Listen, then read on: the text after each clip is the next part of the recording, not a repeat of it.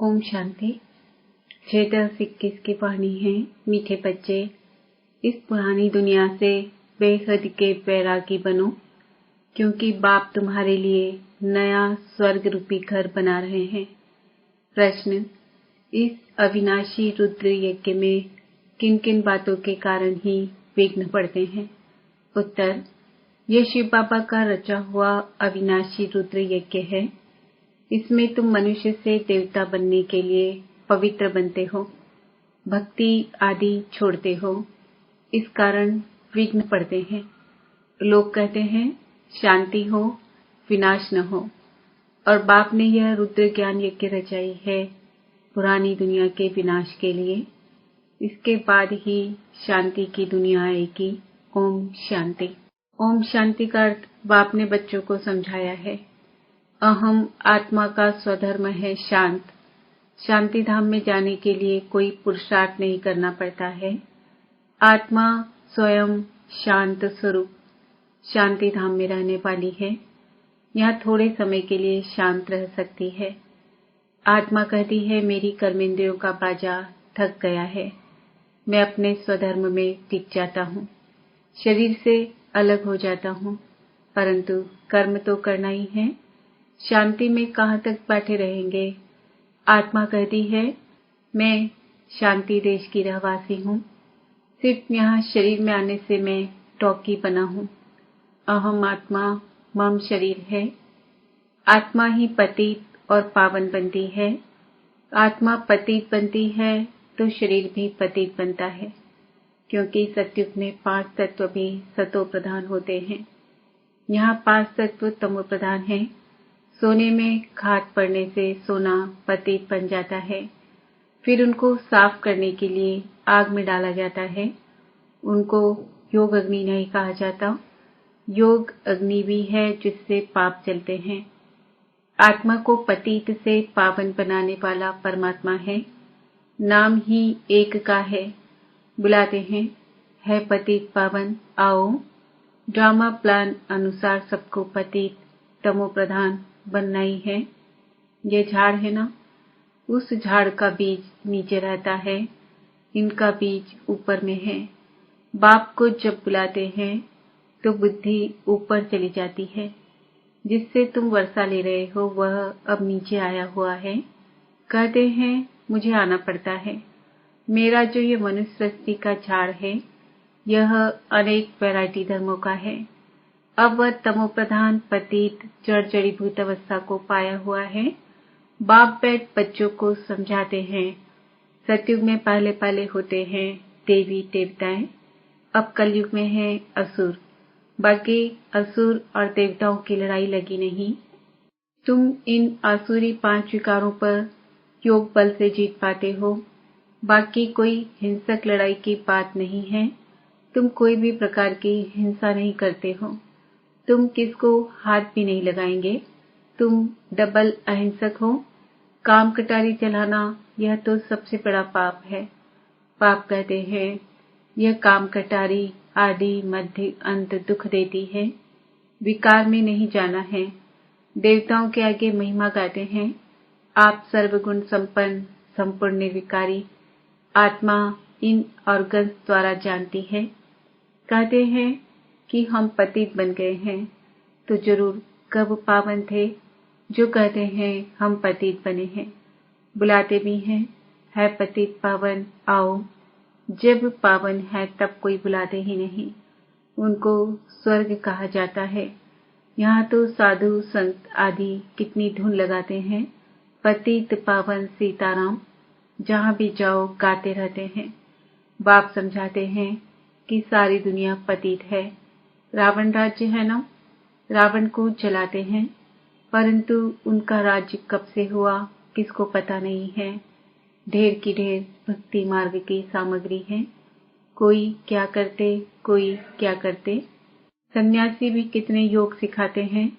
वास्तव में योग किसको कहा जाता है यह कोई को पता नहीं है। यह भी किसका दोष नहीं है, यह ड्रामा बना बनाया है। जब तक मैं न आऊं इन्हों को अपना पाठ बजाना है। ज्ञान और भक्ति। ज्ञान है दिन सत्युग त्रेता, भक्ति है रात, द्वापर, कलयुग, फिर है वैराग्य, पुरानी दुनिया से वैराग्य। यह है बेहद का वैराग्य, उन्हों का है हद का वैराग्य। तुम जानते हो यह पुरानी दुनिया अब खत्म होने वाली है। नया घर बनाते हैं तो पुराने से वैराग्य हो जाता है। देखो बेहद का बाप कैसा है, तुमको स्वर्ग रूपी घर बना कर देता है। स्वर्ग है नई दुनिया, नर्क है पुरानी दुनिया। नई सो पुरानी, सो फिर नई बनती है। नई दुनिया की आयु कितनी है यह किसको पता नहीं है। अभी पुरानी दुनिया में रह हम नई बनाते हैं। पुराने कब्रिस्तान पर हम परिस्तान बनाएंगे। यही जमुना का कंठा होगा, इस पर महल बनेंगे। यही देहली जमुना नदी पर होगी। बाकी है जो दिखाते हैं पांडवों के किले थे, यह सब ड्रामा प्लान अनुसार जरूर फिर भी बनेंगे। जैसे तुम यज्ञ तप दान आदि करते होंगे, यह फिर भी करना होगा। पहले शिव की भक्ति करते हो, फर्स्ट क्लास मंदिर बनाते हो, उनको अव्यभिचारी भक्ति कहा जाता है। अब तुम ज्ञान मार्ग में हो, यह है अव्यभिचारी ज्ञान। एक ही शिव बाबा से तुम सुनते हो जिसकी पहले तुमने भक्ति की। उस समय कोई और धर्म होते नहीं, उस समय तुम बहुत सुखी रहते हो। देवता धर्म बहुत सुख देने वाला है, नाम लेने से मुख मीठा हो जाता है। तुम एक बाप से ही ज्ञान सुनते हो। बाप कहते हैं और कोई से तुम मत सुनो। यह है तुम्हारा अव्यभिचारी ज्ञान। बेहद बाप के तुम बने हो, बाप से ही वर्षा मिलेगा। नंबरवार पुरुषार्थ अनुसार बाप थोड़े समय के लिए साकार में आया हुआ है। कहते हैं मुझे तुम बच्चों को ही ज्ञान देना है। मेरा यह स्थायी शरीर नहीं है, मैं इसमें प्रवेश करता हूँ।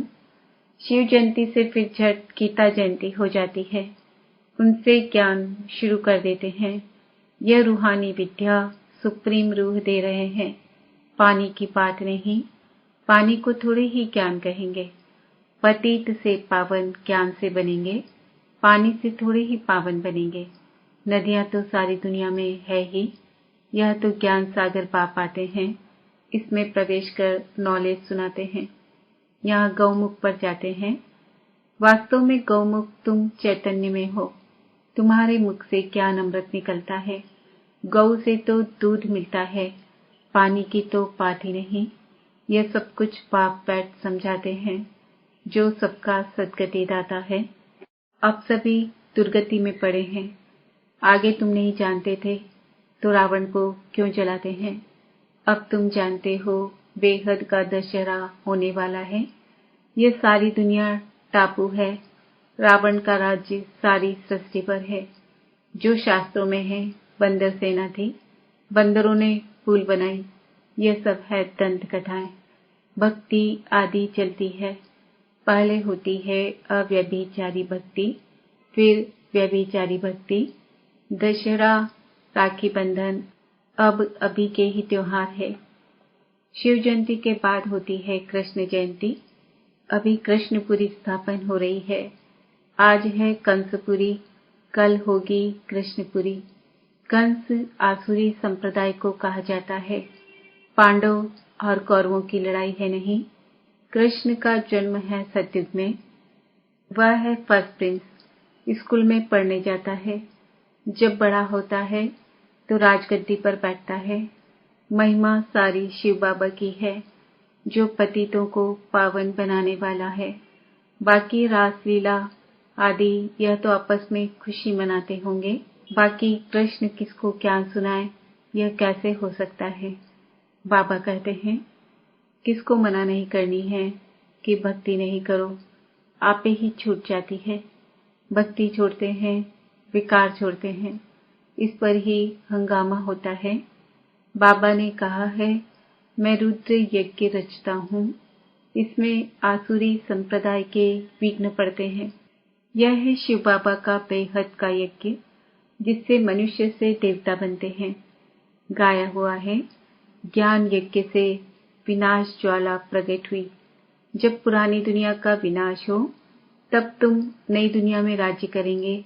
लोग कहते हैं, हम कहते शांति हो, ये बीके कहते विनाश हो। ज्ञान न समझने के कारण ऐसा बोलते हैं। बाप समझाते हैं, ये सारी पुरानी दुनिया इस ज्ञान यज्ञ में स्वाहा हो जाएगी। पुरानी दुनिया को आग लगने वाली है। नेचुरल कैलेमिटीज आएगी, सरसों मुआफिक सब पीस कर खत्म हो जाएंगे, बाकी कुछ आत्माएं बच जाएंगी। आत्मा तो विनाशी है। अब बेहद की होलिका होनी है, जिसमें शरीर सब खत्म हो जाएंगे, बाकी आत्मा पवित्र बनकर चली जाएगी। आग में चीज शुद्ध होती है, हवन करते हैं शुद्धता के लिए। वह सब है जिस्मानी बातें। अब सारी दुनिया स्वाहा होने वाली है। विनाश के पहले जरूर स्थापना होनी चाहिए। किसको समझाओ? पहले स्थापना फिर विनाश। ब्रह्मा द्वारा स्थापना। प्रजापिता मशहूर है, आदिदेव आदि देवी। जगदम्बा के लाखों मंदिर है, कितने मेले लगते हैं। तुम हो जगदम्बा के बच्चे, ज्ञान ज्ञानेश्वरी, फिर बनेंगी राज राजेश्वरी। तुम बहुत धनवान बनते हो। फिर भक्ति मार्ग में लक्ष्मी से दीपमाला पर विनाशी धन मांगते हैं। यहाँ तुमको सब कुछ मिल जाता है। आयुष्मान भव, पुत्रवान भव। वहाँ 150 वर्ष आयु रहती है। यहाँ तुम जितना योग लगाएंगे उतनी आयु बढ़ती जाएगी। तुम ईश्वर से योग लगाकर योगेश्वर बनते हो। बाप कहते हैं, मैं धोबी हूँ, सब मूत पलीती आत्माओं को साफ करता हूँ, फिर शरीर भी शुद्ध मिलेगा। मैं सेकंड में दुनिया के कपड़े साफ कर लेता हूँ। सिर्फ मन मनाभव होने से आत्मा और शरीर पवित्र बन जाएंगे। छू मंत्र हुआ ना? सेकंड में जीवन मुक्ति कितना सहज उपाय है। चलते फिरते सिर्फ पाप को याद करो और कोई जरा भी तकलीफ नहीं देता हूँ। अब तुम्हारी 1 सेकंड में चढ़ती कला होती है। बाप कहते हैं, मैं तुम बच्चों का सर्वेंट बनकर आया हूँ। तुमने बुलाया है पतित पावन, आकर हमको पावन बनाओ। तो सर्वेंट हुआ ना? जब तुम बहुत पतित बनते हो तो जोर से चिल्लाते हो, अब मैं आया हूँ। मैं कल्प कल्प आकर बच्चों को मंत्र देता हूँ कि मुझे याद करो। मन मना भव का अर्थ भी यह है। फिर विष्णुपुरी का मालिक बनेंगे। तुम आए हो विष्णुपुरी का राज्य लेने। रावणपुरी के बाद है विष्णुपुरी, कंसपुरी के बाद कृष्णपुरी। कितना सहज समझाया जाता है। बाप कहते हैं, इस पुरानी दुनिया से सिर्फ ममत्व मिटा दो। अब हमने 84 जन्म पूरे किए हैं। यह पुराना चोला छोड़ा, हम जाएंगे नई दुनिया में। याद से ही तुम्हारे पाप कट जाएंगे। इतनी हिम्मत करनी चाहिए। अच्छा, मीठे मीठे सिक्किल दे बच्चों प्रति माता पिता बाप दादा का याद प्यार और गुड मॉर्निंग। रूहानी बाप की रूहानी बच्चों को नमस्ते। हम रूहानी बच्चों की रूहानी बाप दादा को याद प्यार गुड मॉर्निंग नमस्ते। ओम शांति। धारणा के लिए मुख्य सार। मुख से सदैव ज्ञान अमृत निकालना है। ज्ञान से ही सबकी सद्गति करनी है। एक बाप से ही ज्ञान सुनना है, दूसरों से नहीं। चढ़ती कला में जाने के लिए चलते फिरते पाप को याद करने का अभ्यास करना है। इस पुरानी दुनिया पुराने चोले से ममत्व मिटा देना है। वरदान, एक ही रास्ता और एक से रिश्ता रखने वाले संपूर्ण फरिश्ता भव। निराकार व साकार रूप से बुद्धि का संग व रिश्ता एक बाप से पक्का हो तो फरिश्ता बन जाएंगे। जिनके सर्व संबंध व सर्व रिश्ते एक के साथ है, वही सदा फरिश्ते हैं। जैसे गवर्नमेंट रास्ते में बोर्ड लगा देती है कि यह रास्ता ब्लॉक है, ऐसे सब रास्ते बंद कर दो तो बुद्धि का भटकना छूट जाएगा। बाप दादा का यही फरमान है कि पहले सब रास्ते बंद करो, इससे सहज फरिश्ता बन जाएंगे। स्लोगन, सदा सेवा के उमंग उत्साह में रहना, यही माया से सेफ्टी का साधन है। मातेश्वरी जी के अनमोल महावाक्य। निरंतर ईश्वरीय याद की बैठक। अब जब परमात्मा की याद में बैठते हो तो बैठने का मतलब क्या है?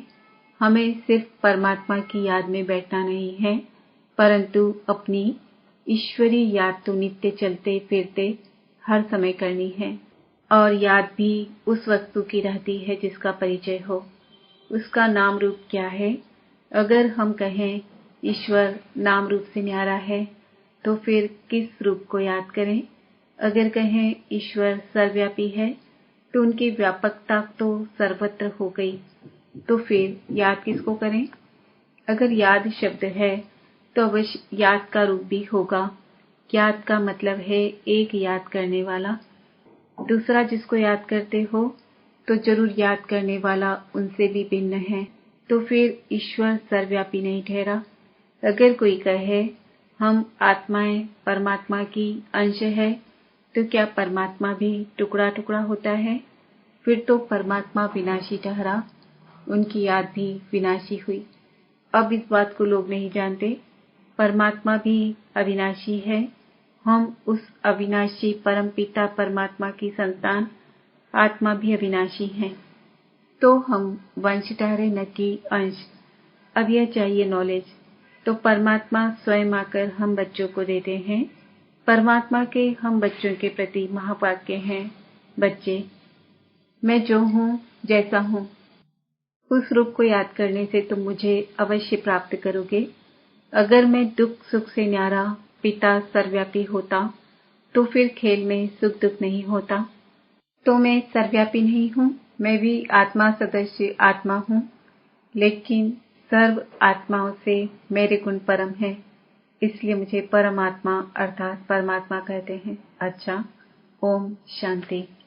आज का सम्मान है मैं आत्मा संपूर्ण फरिश्ता हूँ। ओम शांति।